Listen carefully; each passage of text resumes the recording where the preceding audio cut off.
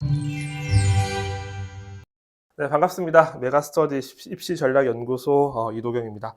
오랜만에 입시 리포팅으로 찾아뵙는 것 같아요. 그래서 오늘 준비한 주제는 2028년도 학년도 입시에 대해서 좀 이야기를 해보려고 합니다.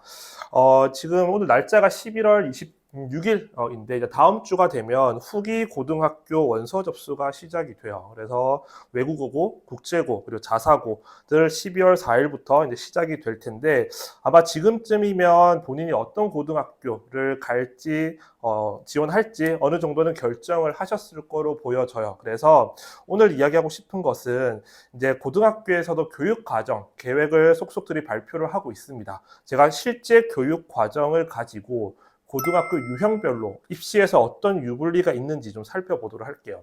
자, 우리가 일반적으로 고등학교를 분류를 할 때는 전기에 선발하는 영재고, 과학고가 있고요. 후기에 선발하는 외국어고, 자사고, 그리고 국제고, 그리고 일반고 등이 있습니다. 사실 자사고라는 것도 좀 더 세분화시키면 전국 단위 자사고가 있고요. 그리고 광역 단위 자사고가 있을 수 있어요. 그리고 자율형 공립고등학교도 있고요.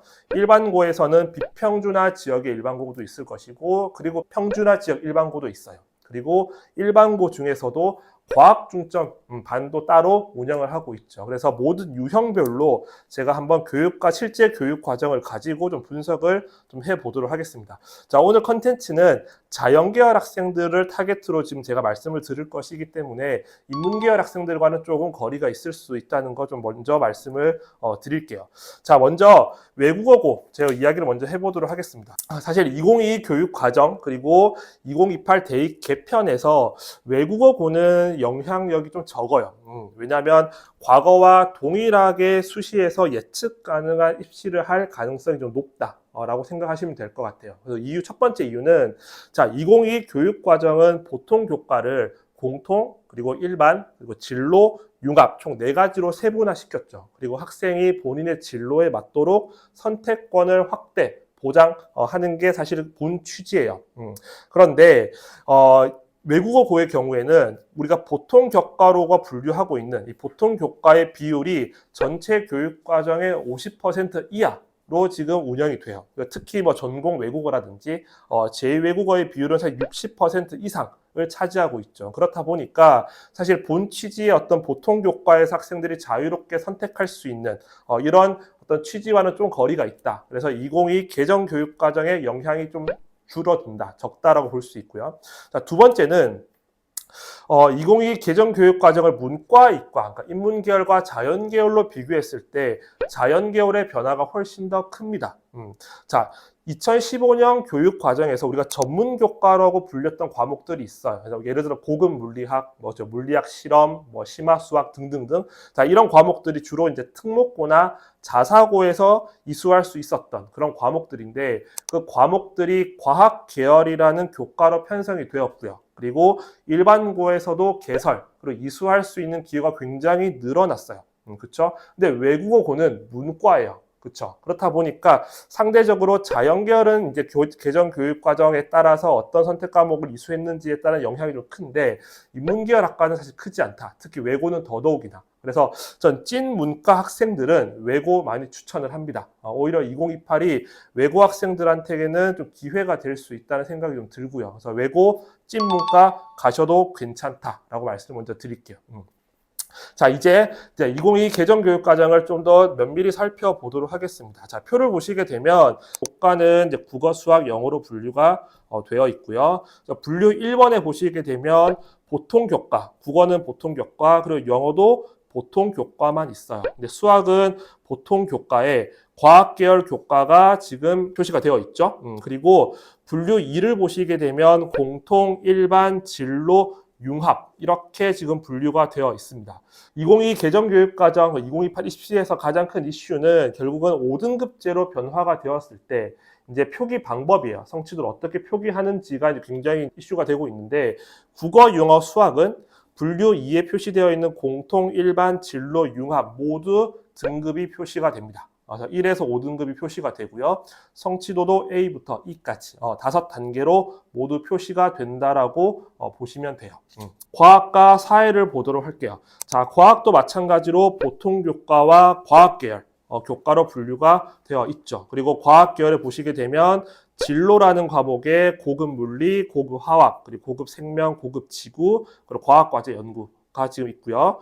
융합에서는 물화생지 관련된 실험 과목들이 지금 배치가 되어 있습니다. 그리고 보통 교과로 올라가셔서 진로 과목을 보시게 되면 총 8개 과목이 지금 나와 있어요. 자, 이 8개 과목은 2015 교육과정으로 이해하신다라고 하면 물리, 화학, 생명 2라는 과목을 2개로 쪼갰다라고 생각하시면 될 것 같아요. 역학과 에너지, 그리고 전자기와 양자는 물리에서 파생된 과목이고요. 그리고 물질과 에너지, 화학 반응의 세계는 화학에서, 그리고 세포의 물질 대사, 생물의 유전은 생명과학, 그리고 지구 시스템 과학과 행정 우주 과학은 지구 과학에서 파생되었다라고 보시면 될 것 같아요.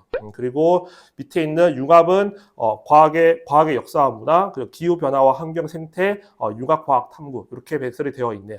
자, 일단 여기서 여러분들 좀 기억하셔야 될 것은 제가 국어, 영어, 수학은 공통, 일반, 진로, 융합이 모두 등급으로 표시가 된다라고 말씀을 드렸는데 과학과 사회교과에서는 융합으로 분류되어 있는 과목들은 등급이 표시가 되지 않아요. 즉 다르게 이야기하면 입시적으로 봤을 때 학생들한테 어떤 학업 성취도에 대한 부담은 조금 덜 수 있는 과목이다 라고 생각을 좀 하시면 될 것 같아요. 그래서 제가 과학 교과만 이렇게 쭉 비굴 안에다가 물화생지 중 어떤 과목과 연관이 있는지를 제가 표시를 해드렸어요. 자, 이제 이어서 전국 단위 자사고부터 좀 비교를 해 보도록 할게요. 제가 어떤 학교인지를 말씀드리기가 좀 힘들고 전국 단위 자사고 중에서 한 고등학교를 제가 교육과정을 가져와 봤습니다. 자, 보시게 되면 전국 단위 자사고라는 학교는 특이한 교육과정으로 우리 학교가 어떤 학교입니다라는 것을 표시를 하게 돼요. 보통 그런 과목들을 1학년 때 개설을 많이 합니다. 1학년 1학기부터 개설하는 학교는 거의 없고요. 보통 1학년 2학기 때 어떤 특이한 과목을 개설을 하죠. 그래서 이 학교도 지금 물리학이라는 과목은 1학년 2학기 때 개설이 됩니다. 이걸 보는 순간 이 학교는 전국 단위의 어디겠구나 정도를 이제 우리가 유추를 해 볼 수가 있죠. 그리고 자사고의 경우는 총 이수학점을 좀 유연하게 좀 활용할 수가 있어요. 우리가 지금 174학점을 지금 최소 이수학점으로 지금 규정을 하고 있는데 174학점이기 때문에 총 6학기를 우리가 학교로 다니죠. 그러면 한 학기당 총 29학점, 29학점을 이수를 하게 돼요. 근데 지금 보여지는 이 학교는 지금 174학점이 아니고 182학점으로 좀 증배를 시켜뒀어요. 그리고 거기에 더해서 예술, 그리고 기술과정, 정보, 교양, 교과에서 일부 학점을 축소를 했습니다. 그러니까 자사고는 그걸 할 수가 있어요. 그 축소했던 학점들을 수학과 과학, 교과, 이수 단위로 지금 늘렸어요.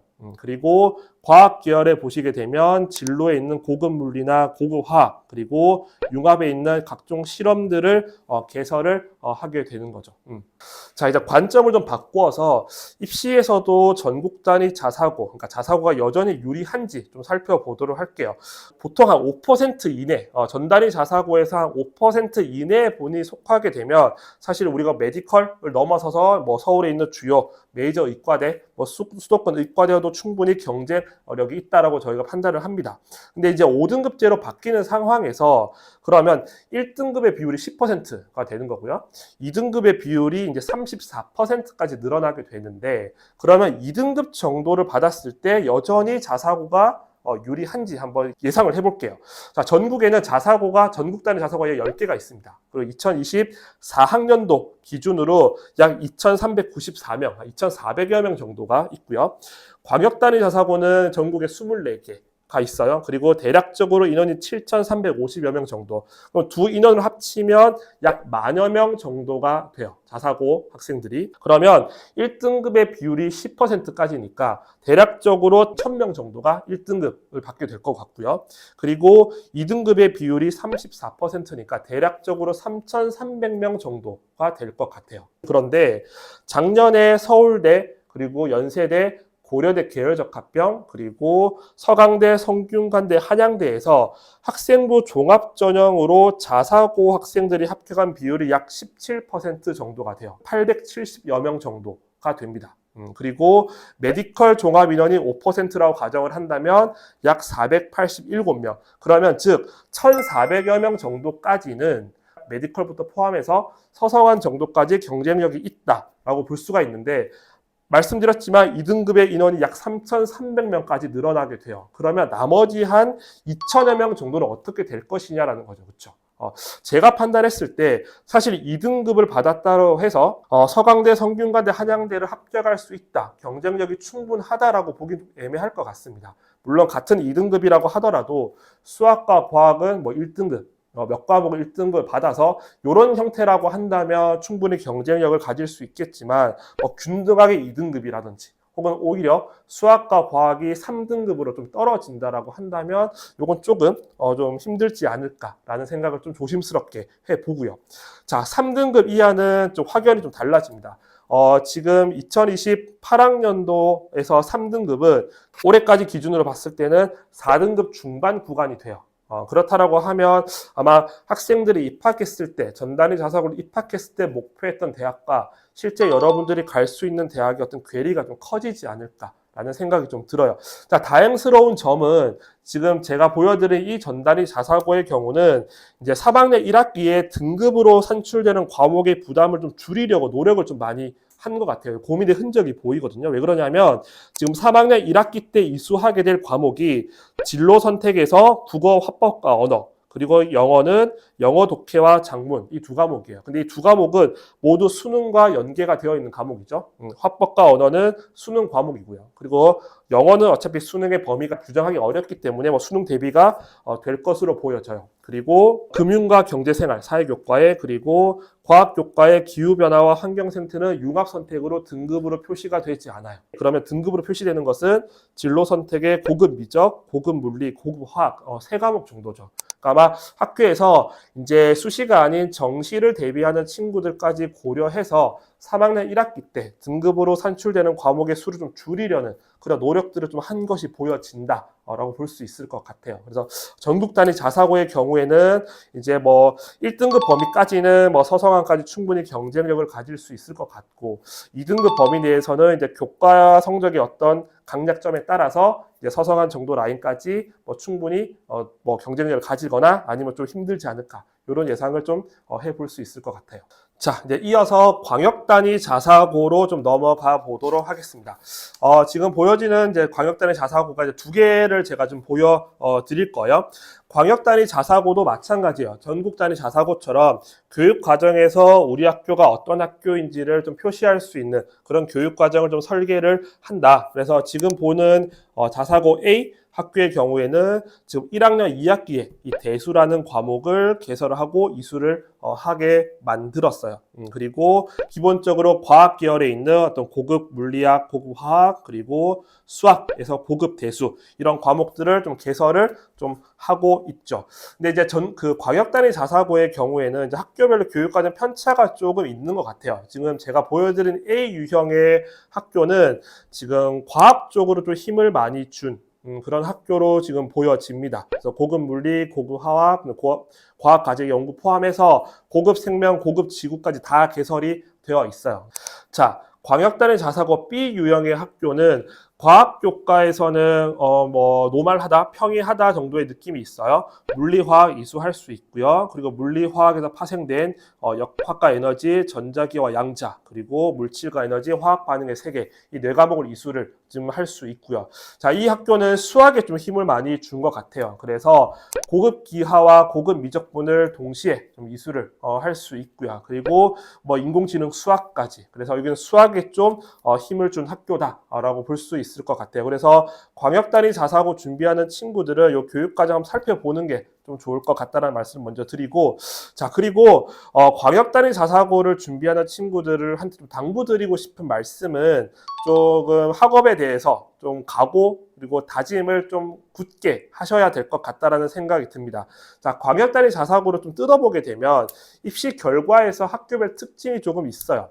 어떤 학교는 수시에 굉장히 강점을 보여주는 학교도 있고요. 어떤 학교는 수능으로 좋은 실적을 보여주는 학교도 있습니다. 그리고 수시와 수능의 실적이 비슷비슷한 학교들도 있어요. 근데 일반적으로 광역단위 자사고를 딱 지원한 친구들은 대개 시작은 수시로 시작을 합니다.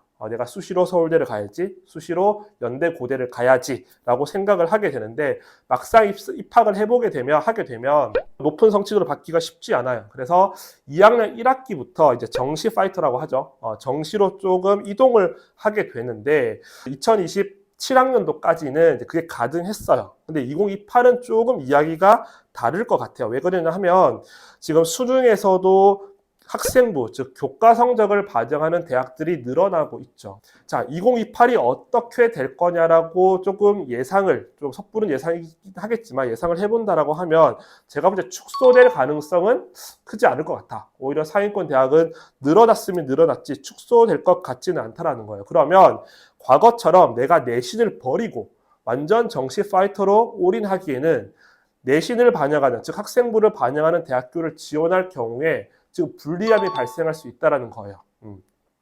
뭐 아직까지 대학교에서 구체적으로 어떤 형태로 반영을 하겠다라는 것까지 발표하지는 않았겠지만 이제 여러분들이 대학교 갈 때쯤 되면 2027년도죠. 2017년도가 지금 다 발표가 될 텐데 어쨌든 수시와 수능 모두를 잡아야 되는 상황이 될 것 같다. 그래서 광역단위 자사고에 지원할 친구들, 입학할 친구들은 수시와 수능을 구분짓지 마시고요.